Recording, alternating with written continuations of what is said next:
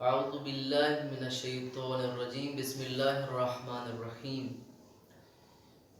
سوال ہے کہ ہم قرآن کو حفظ کیوں کریں یا ہمیں قرآن کو حفظ کیوں کرنا چاہیے؟ تو اس کا جواب یہ ہے، خداوند متعال نے قرآن میں فرمایا ہے، سورہ ہجر آیت نمبر 9، اِنَّ نَحْنُ نَزَّلْنَا الذِّکْرَ وَإِنَّا لَهُ لَحَافِظُونَ، کہ بے شک قرآن کو نازل کرنے والے، بے شک اس ذکر کو نازل کرنے والے ہم ہیں اور اس کی حفاظت کا ذمہ بھی ہمارے لیے ہے۔ یعنی قیامت تک یہ قرآن ویسے ہی رہے گا جیسے تھا، جیسے تواتر کے ساتھ ہم تک پہنچا ہے، اسی طرح قیامت تک یہ رہے گا۔ کون سے عامل ہیں، فیکٹرز ہیں جن کو دیکھ کے ہم نے حفظ کرنا ہے؟ حفظ تو اس لیے کیا جاتا ہے کہ کہیں یہ چیز ضائع نہ ہو جائے۔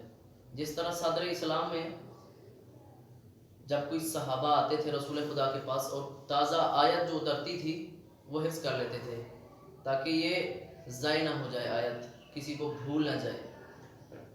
تو اب تو وہ زمانہ نہیں رہا، قرآن ہمارے پاس ہے اور کتابی شکل میں موجود ہے، ہم اس کو کیوں حفظ کریں؟ دراصل بات یہ نہیں کہ ہم نے قرآن کی حفاظت اپنے ذمہ لی ہے یا اپنے ذمہ لے لیں، اس کا ذمہ جو ہے وہ اللہ نے لے لیا ہے۔ اب ہمیں کیا کرنا چاہیے؟ ہمیں اس کو حفظ کرنا چاہیے، لیکن اس کے جو عوامل ہیں وہ اور ہیں۔ وہ کیا ہیں؟ وہ خود رسول خدا صلی اللہ علیہ وآلہ وسلم کی احادیث مبارکہ ہیں، تقریباً 19 احادیث ہیں جو حفظ قرآن کی فضیلت کے بارے میں ہیں۔ ان میں سے ایک تو میں آپ کی خدمت میں عرض کروں گا کہ جن کا یہ سوال ہے کہ قرآن کو حفظ کیوں کرنا چاہیے، یہ جواب ہے ان کا۔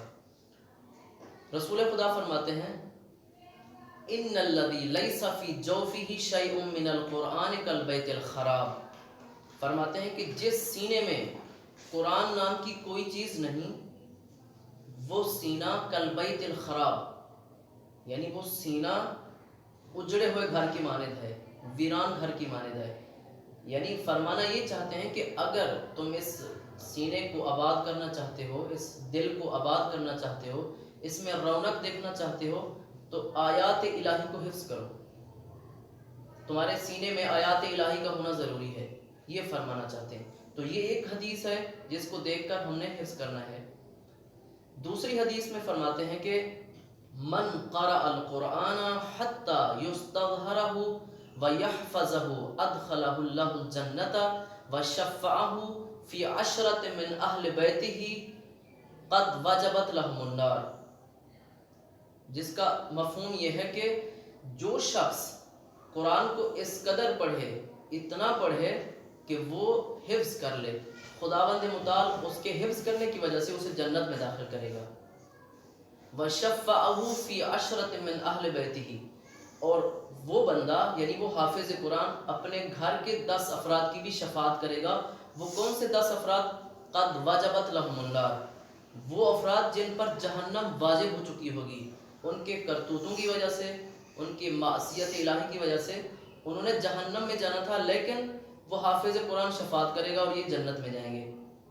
اہل بیت سے مراد یعنی وہی اس کے گھر کے افراد، جیسے ماں باپ، دادا دادی، بہن بھائی، یہ ہو سکتے ہیں۔